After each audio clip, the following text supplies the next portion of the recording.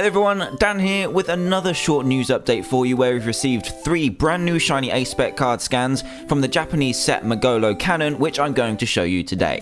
2 of these cards, the ones I'll go over first, actually have everything to do with Genesect EX, the card I mentioned in one of my latest videos, which is interesting because it'll be the first time that 2 Ace Spec cards have been designed specifically for use with just one Pokemon, so let's take a look at them. The first one is called G Booster and is an Ace Spec tool which gives an extra attack to Genesect EX when attached. Now this concept is very cool and isn't completely brand new, as a while ago we had a Team Galactic's machine which also gave an extra attack to an SP Pokemon, so this works in the same way. The attack that it gives Genesect EX takes the same name of the card and costs 2 grass energy and a colorless, the same as Genesect's original second attack. So this attack allows you to do 200 damage in exchange for discarding 2 energy attached to Genesect. The even better thing is that this attack isn't affected by any effects on the defending Pokemon, so this means that this 200 damage attack will be able to hit pretty much any Pokemon it likes, regardless of Eviolite, Safeguard, Plasma Steel, anything, which is really strong. This means that it gives Genesect the attack it needs to one-hit KO any Pokemon in its path, apart from Kyurem EX with Crystal Wall of course. Even so, this attack is very strong and is why it's worthy of Ace Spec status, but we'll have to wait and see whether this does see any play when Genesect hits our shores near the end of this year. So the next Ace Spec we've been given a glimpse of is G-Scope, another card created exclusively for Genesect EX, giving it another attacking option. This one is also a tool card, and when attached to Genesect, it is given the attack G-Scope, also costing 2 grass and a colorless, and what it does is hits any of your opponent's Pokemon, benched or active, for 100 damage. Now this is a very interesting attack, especially because it doesn't have a clause, such as the likes of Raikou EX, who has a very similar attack. I guess the clause is that you need to be keeping the tool card on Genesect in the first place, but still, being able to chain 100 damage to anywhere on the board is an amazing thing.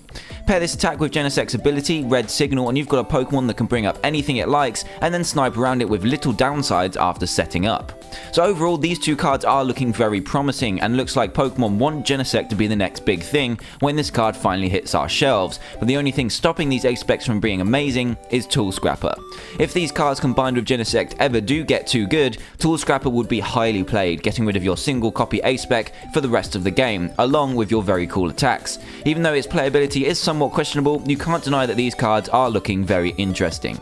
And the final Ace Spec we got to look at was Master Ball, adding to the vast ball collection we already have at the moment, and this one also has a very simple effect. And that is that when you play this card, you can search your deck for any Pokemon and place it into your hand. Sounds amazing, right? But put it into context with the fact that computer search can do the same thing, as well as search for anything else with just a 2-card discard, and it doesn't seem that good.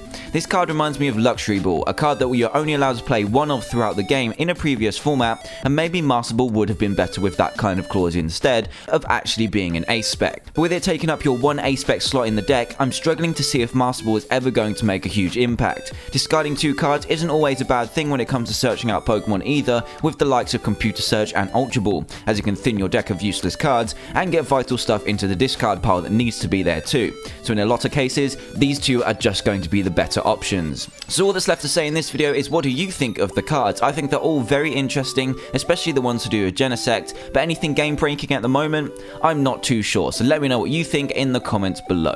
So thanks for watching this little news update, guys. I'm sorry the videos have been very slow recently. I've had a ton of uni work to do as I'm nearly finishing my degree in the next month, but after that I'll have enough time to get to the videos back to normal again. So thanks for sticking with me, and I hope you enjoy the content that I can bring you. If you do happen to be new to the channel, please do hit that subscribe button for more Pokemon content, and for the rest of you, a like would be greatly appreciated. So thanks again for watching, guys, and I'll see you all next time.